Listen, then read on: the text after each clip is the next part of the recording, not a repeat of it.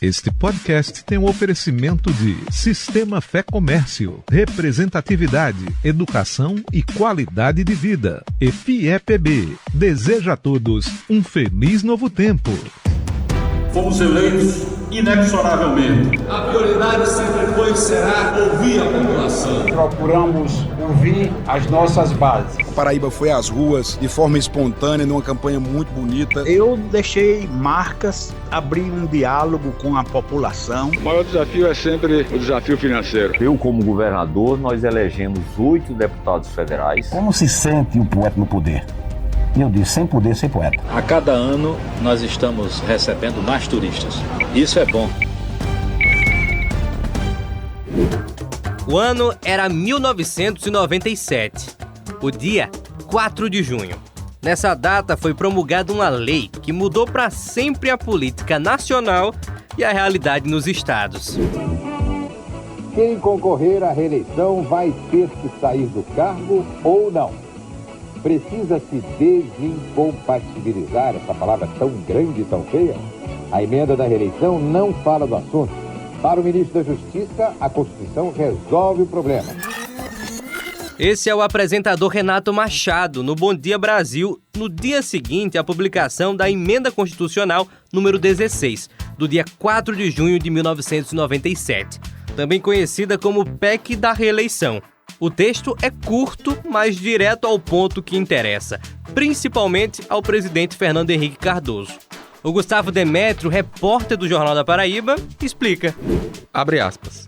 O presidente da República, os governadores de Estado e do Distrito Federal, os prefeitos e quem houver sucedido ou substituído no concurso dos mandatos poderão ser reeleitos para um único período subsequente. Fecha aspas.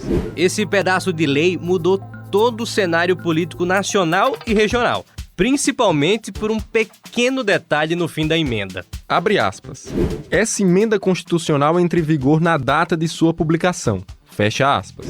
Trocando em miúdos, com isso, os mandatários que estivessem no exercício do cargo poderiam, pela primeira vez, concorrer por mais 4 anos na eleição seguinte.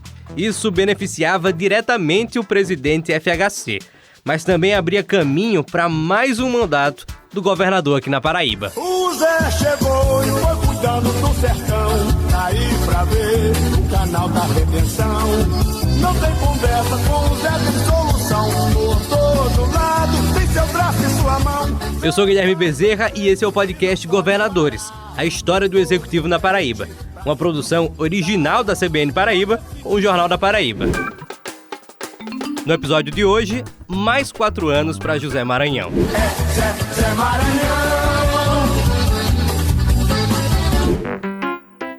Nada na vida vem com facilidade.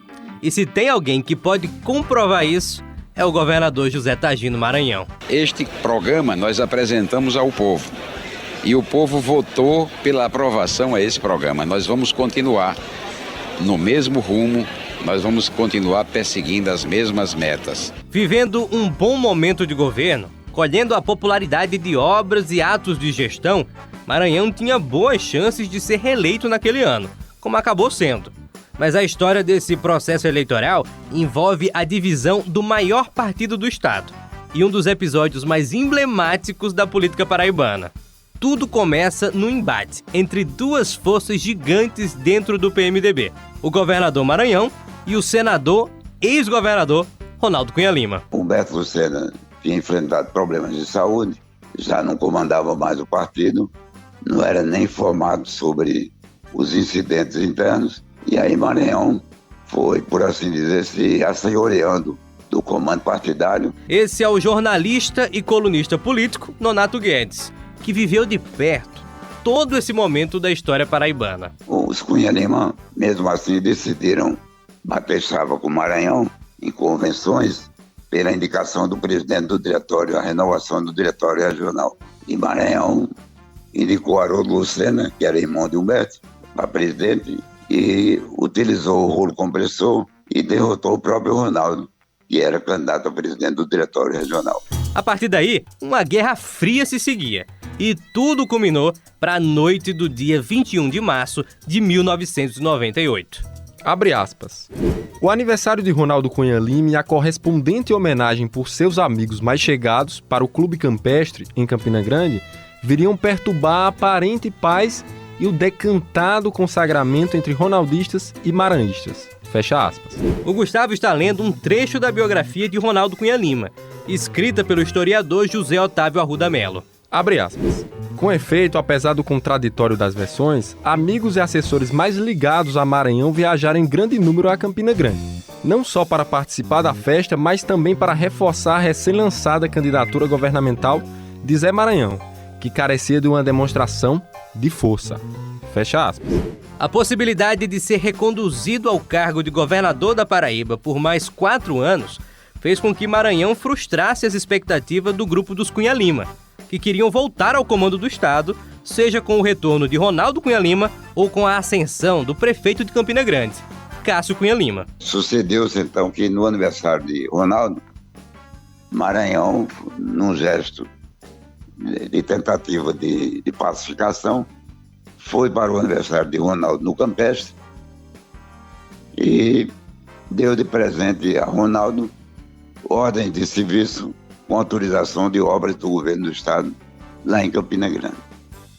Mas aí Ronaldo praticamente ignorou essas ordens de serviço e desandou a fazer um discurso que surpreendeu toda a plateia, surpreendeu pessoas da própria família dele, como o irmão Ivandro Cunha Lima. Esse nome que você ouviu, Ivandro Cunha Lima, é importante e você vai entender daqui a pouco. Mas o discurso de Ronaldo é interessante até para quem escuta hoje em dia, passados anos desse racha. Na verdade, hoje, a homenagem é a José Maranhão.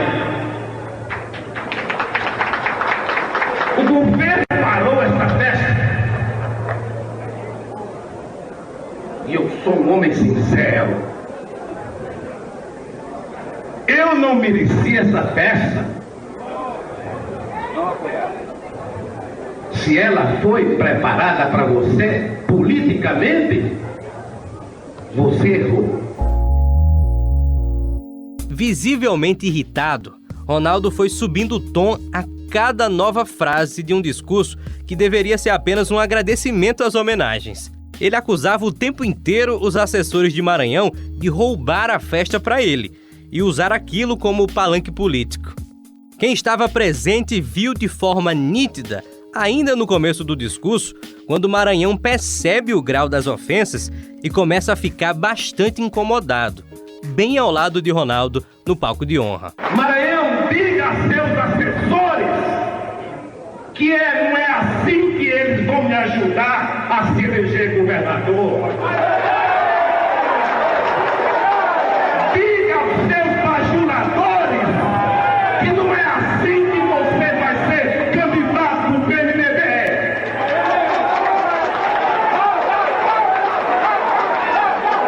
Eu não aceito.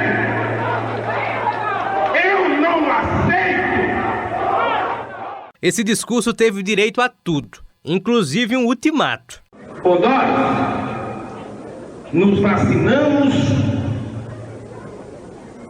contra os que nos querem entregar, ou você e eu nos separamos.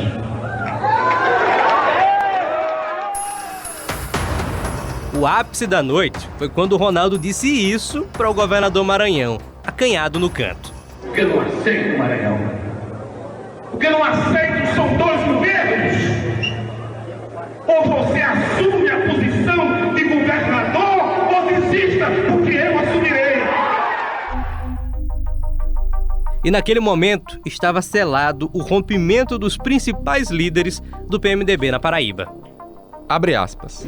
O episódio do Campestre fez sucumbir o monolitismo do PMDB e a unidade partidária em torno da candidatura de Zé Maranhão, aparentemente consolidada no chamado Acordo da Granja. Fecha aspas. No final das contas, quem tinha razão era o doutor Ivandro e Zé Maranhão. Porque se tivesse o grupo permanecido junto, muita coisa que aconteceu posteriormente na política da Paraíba não teria acontecido. E havia uma total possibilidade de haver um entendimento. Esse é Benjamin Maranhão, sobrinho do governador. Na fala, aparece novamente esse nome, Ivandro Cunha Lima. Ele era irmão de Ronaldo, e nesse acordo da Granja havia ficado definido que ele seria o vice de Maranhão nas eleições de outubro de 98. Mas agora, como isso seria resolvido? A disputa foi acirrada desde o primeiro momento. Na convenção, realmente foi histórica. Foi um cavalo de batalha, foi uma guerra grande. Esse é Roberto Paulino, ex-prefeito de Guarabira e deputado federal, que acabou sendo escolhido para compor a chapa com José Maranhão naquele ano de 1998. A Paraíba toda mobilizada, nós não tínhamos adversários e o próprio adversário eram os nossos amigos e correligionários. Mas fizemos um pleito muito acirrado e conseguimos, como nós conseguimos ganhar na convenção, o Zé Maranhão foi um candidato quase único. A eleição de 1998 colocou pela primeira vez José Maranhão como cabeça de chapa numa disputa majoritária. O vice Roberto Paulino era do mesmo partido, o PMDB. Na oposição, o ex-presidente da Assembleia Legislativa, Gilvan Freire, do PSB, disputava com Hammurabi Duarte, do PT, na vice. Marcelino Rodrigues, do PSTU, José Valadares, do PRP e o pastor César, do PMN, também disputaram. Jeito simples por sofrer, conhece bem nossa dor.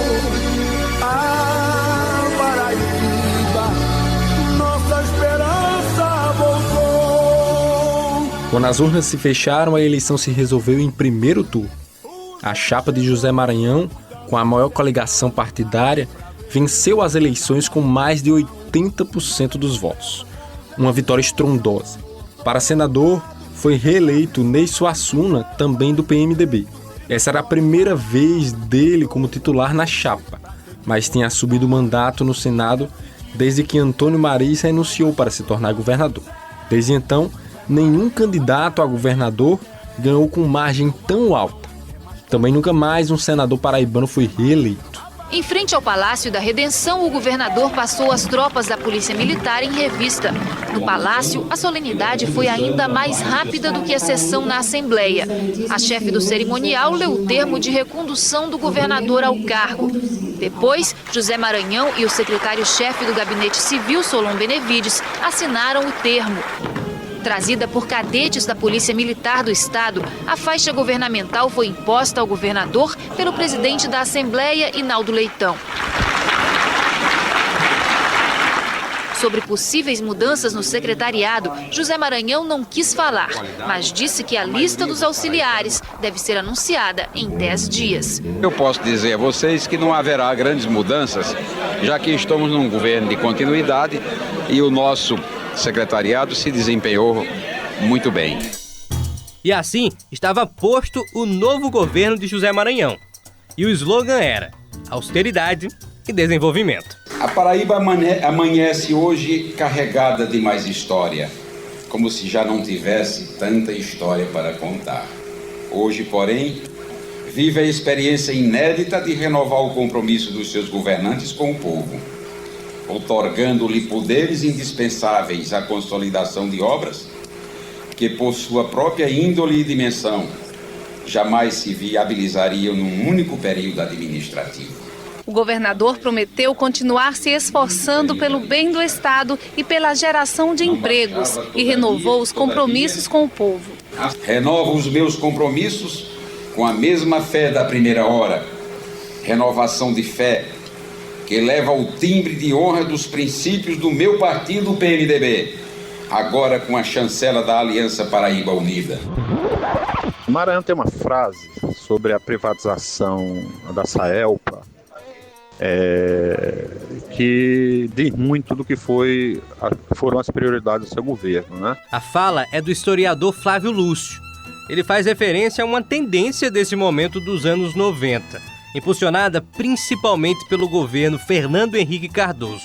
As privatizações. A Sociedade Anônima de Eletrificação da Paraíba, mais conhecida pelo acrônimo SAELPA, era uma sociedade de economia mista estadual, formada sob a forma de sociedade anônima de capital fechado. Ela foi fundada em 11 de dezembro de 1964. A companhia tinha como finalidades explorar a concessão do serviço de geração, transmissão, distribuição e comercialização de energia elétrica no estado da Paraíba. Ela foi privatizada no ano de 2000, durante o governo de José Maranhão, e recebeu o nome de Energisa Paraíba.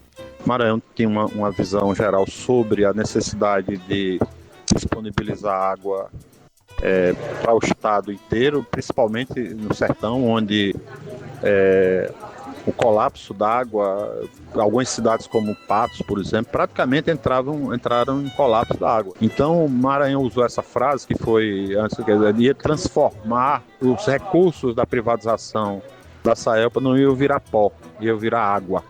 E eu acho que isso, em grande medida, foi algo que se efetivou, né? São desse governo de José Maranhão algumas obras importantes que fazem parte dos roteiros turísticos na Paraíba até hoje. Criamos 16 parques ecológicos, não tinha nenhum. Isso foi uma coisa inédita. Em 2 anos, Zé Maranhão me atendeu para criar todos esses parques e nenhum ele rejeitou. Esse é Erasmo Lucena, superintendente da SUDEMA, a Superintendência de Administração do Meio Ambiente da Paraíba, durante o 2º mandato de Maranhão. Quando eu cheguei na SUDEMA, não tinha nenhum parque estadual. Nenhum parque estadual. E daí eu cheguei na SUDEMA, fiz uma reunião com o pessoal técnico, já que eu sou um técnico da área engenheiro agrônomo, ambientalista.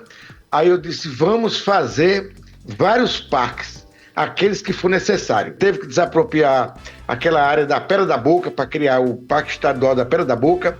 Tivemos que desapropriar a área do Mata do Buraquinho para criar o Jardim Botânico, e criamos um Jardim Botânico com 515 hectares, que é a maior estrela a nível internacional. Eu trouxe de lá para cá, da Europa, o presidente da Rede Internacional de Jardim Botânico, Dr. Nigel Taylor, que era o presidente da Rede Internacional de Jardim Botânico. Vale dos Dinossauros, Parque Estadual de Jacarapé, a lista continua. As ações foram principalmente na área de abastecimento humano, com a construção de um programa de adutoras dentro do segmento do Plano das Águas, construção de barragens e implantação de projetos de irrigação. Então, no caso das adutoras, foram mais de 1.200 quilômetros de adutora que foram implantadas, foram 14 grandes barragens construídas e mais de 10 mil hectares de irrigação implantada. Agora com a palavra o secretário de Meio Ambiente, Recursos Hídricos e Minerais do governo Maranhão, Francisco Sarmento. A meta maior, o objetivo maior era preparar a Paraíba em termos de infraestrutura, inclusive para receber a transposição do São Francisco.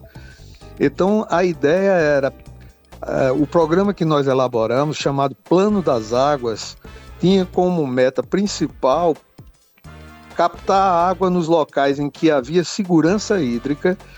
Quais eram esses corpos d'água? Aqueles que receberiam água da transposição, porque é um vínculo, digamos, um cordão umbilical à maior fonte hídrica do Nordeste, que é o Rio São Francisco, que concentra 70% da água doce no Nordeste. Então a gente pegou, em cada bacia hidrográfica, no caso a bacia do Rio Paraíba, a bacia do Piancó-Piranhaçu, os corpos d'água que eram receptores dessa transposição, que na época não passava de um projeto, ainda estava tudo no papel. Mas aí, um dia a gente sabia que isso viria, né?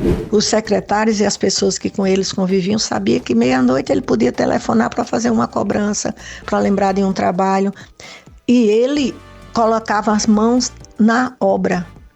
Mão, não é mãos em obra, não, é mão na obra. Por isso recebeu o título de mestre de obras conferido por Fátima e Roberto Paulino, grandes amigos nossos. Quem fala é a desembargadora Fátima Bezerra, viúva do governador. Ela faz referência ao Hospital de Emergência e Trauma de João Pessoa, inaugurado no ano 2000. O espaço é referência médica em diversos tipos de atendimentos emergenciais e recebeu o nome de um grande amigo do governador, o senador Humberto Lucena, que morreu pouco antes de Maranhão ser reeleito. Como deu para perceber no início do episódio, a Paraíba não é uma ilha e sofre ou se beneficia dos movimentos nacionais. O ano de 1999, que marcou o início do 2º mandato do senhor José Maranhão, também foi marcado por desafios conjunturais para a economia brasileira. Por exemplo, foi nesse ano que passou-se a adotar o novo regime cambial, o regime de câmbio flutuante. Abandonou-se um regime de câmbio fixo, passou-se a adotar esse regime de câmbio flutuante. E o grande temor era que a inflação voltasse a assustar os brasileiros, algo que não se observou, muito em decorrência de outros fatores, de outras medidas que foram adotadas. O famoso tripé macroeconômico, com câmbio flutuante, taxas de juros sendo utilizada como principal mecanismo de combate à inflação e um regime de metas de inflação que também foi adotado nesse período. O economista Cássio Bezarria faz uma análise do estado das coisas naquele momento pós-reeleição. Fatores que ele herdou do seu próprio governo anterior, destaca-se uma melhor capacidade de investimento público, né? Uma agenda de obras que já estava em andamento, assim como uma maior estabilidade econômica quando comparado com o ano de 1995. E aí os novos desafios que foram impostos, um deles é que no ano 2000 passou a vigorar novas regras fiscais, né, entre elas a Lei de Responsabilidade Fiscal, que passava a pôr limites mais rigorosos ali para o endividamento, o gasto com pessoal, a contratação de crédito. O crescimento econômico do estado da Paraíba, ele, apesar do estado ter crescido, mas ele ainda era um crescimento relativamente baixo, né? E dessa forma se seguiu o segundo mandato de José Maranhão, que chegou ao fim meses antes do que precisaria. Em 6 de abril de 2002, José Targino Maranhão renunciou ao governo do estado, visando disputar meses depois uma vaga no Senado Federal. Mais uma vez na Paraíba, o vice assumiu. No Jornal da Paraíba, em 6 de abril de 2002, lia-se, abre aspas, em clima de paz, Maranhão e Paulino fizeram elogios mútuos durante seus pronunciamentos. José Maranhão, durante o discurso, lembrou das dificuldades. No fim, fez questão de frisar que deixa o governo com o espírito de dever cumprido. Fecha aspas. O que existe de equilíbrio fiscal na Paraíba, de capacidade de investimento, foi algo que foi plantado lá atrás, na época do próprio governo de Zé Maranhão, na época do governo de Ronaldo. Vou falar de obra de Zé Maranhão, meu amigo, nós vamos passar o dia todinho aqui conversando. Maranhão era bom em tudo, ó. Não é porque sou esposa e continuo apaixonada, não. Ele era bom em tudo. Ele entendia de mecânica, de avião, ele entendia de construção de casa, ele entendia de barragem, ele entendia de pecuária, fazia parto de vaca e já chegou a me trazer um bezerrinho nas mãos, dizendo assim, o nome desse bezerro é Esperança. Não esqueça nunca. A esperança é a única que morre. Como certa vez ele perderam uma campanha, todo mundo sumiu. A Erasmo Lucena nos trouxe um cachorrinho dálmata de presente, bem bebê. Aí ele me apresenta aquele cachorrinho e diz, o nome desse cachorrinho é Fiel. Porque sempre haverá, mesmo em todas as derrotas, mesmo em todas as solidões, sempre haverá alguém fiel em nossas vidas. Após cair de paraquedas no governo da Paraíba, depois de um dos eventos mais tristes da política local, José Maranhão conseguiu, com a própria personalidade, dar seguimento ao que tinha planejado quando ainda era vice. Fez um nome em toda a Paraíba, onde era conhecido por apelidos. Zé, mestre de obras, Zé das Águas. Depois que saiu do governo, foi eleito senador. Mas a história de Zé Maranhão no governo do estado não termina aqui. Agora o que vai acontecer no Tribunal Regional Eleitoral é a diplomação. Mas essa é uma história para outro episódio. Esse é o podcast Governadores, a história do Executivo na Paraíba, uma produção original da CBN Paraíba com o Jornal da Paraíba. Esse episódio foi apresentado e escrito por mim, Guilherme Bezerra.